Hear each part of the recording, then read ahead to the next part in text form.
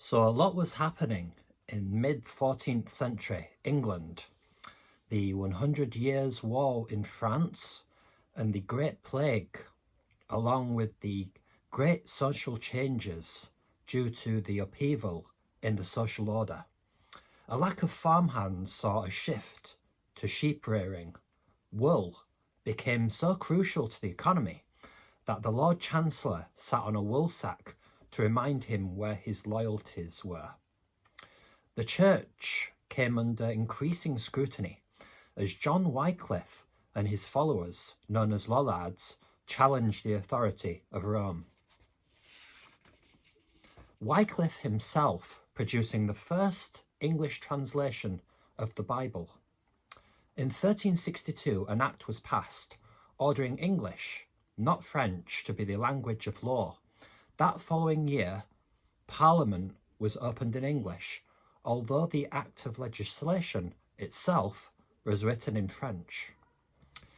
By 1375, Edward's son, the Black Prince, had lost half his army to disease and famine in a futile effort to conquer the whole of France, returning home to strong opposition to a profitless war that had gone on for almost 50 years. The so-called Good Parliament of 1376 chose its first speaker, Sir Peter de la Mare, outlining its opposition to continuing hostilities in France. Interrupted by news of the death of the Black Prince, his father incapacitated by a stroke, the succession of 9-year-old Richard was imminent.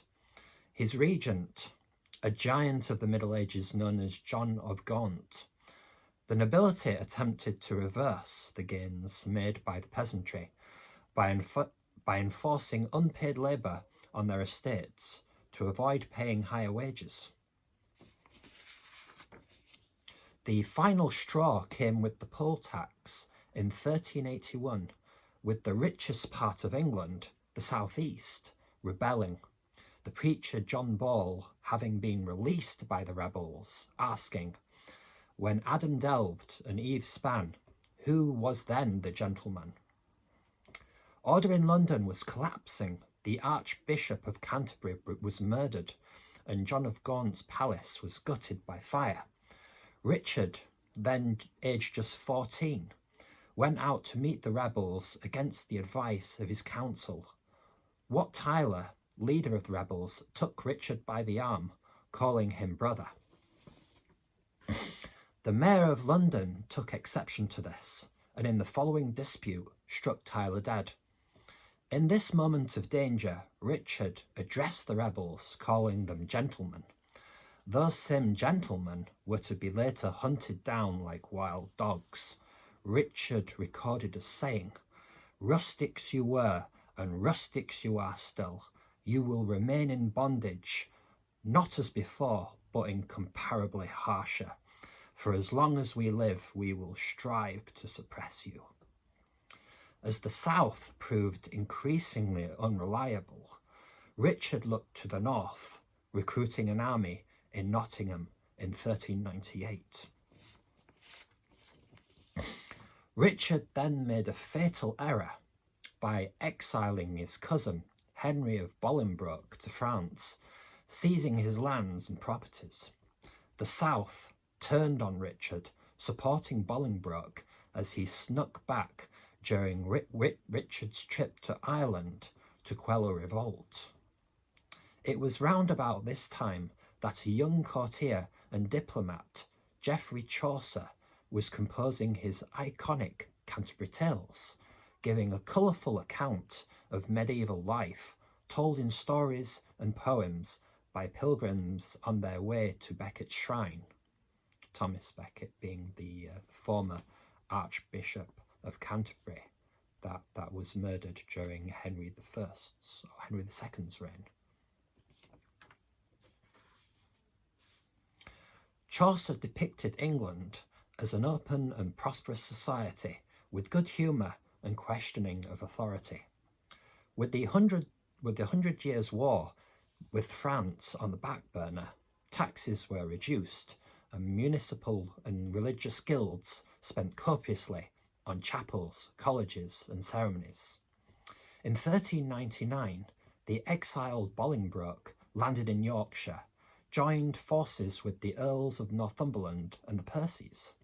The king was captured and taken as prisoner to London, where he was forced on pain of his life to abdicate, and Bolingbroke was crowned Henry IV.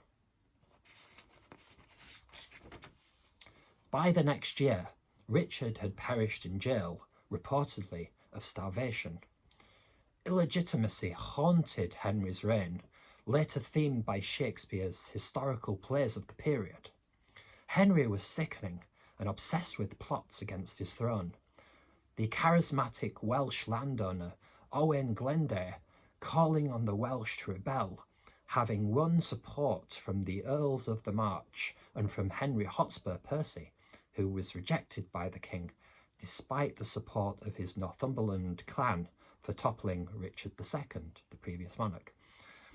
In 1403, Percy went to join Glendower, but was wayheld by the king himself, later dying on the battlefield.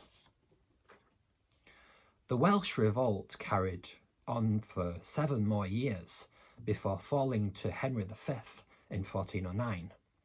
In 1406, having defeated the plots to divide England up at the behest of the Welsh and the French, the House of Lords and Commons sat for a record 139 days and forced the king to subject his household income and expenditure to inspection. Henry tried to fight back by reigniting the war with France, but this proved an abject failure.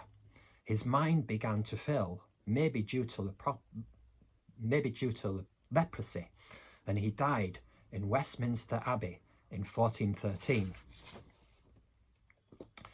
Well, as always, thank you for watching the video, and if you have any comments or suggestions, I'd be more than happy to hear them. Have a great day.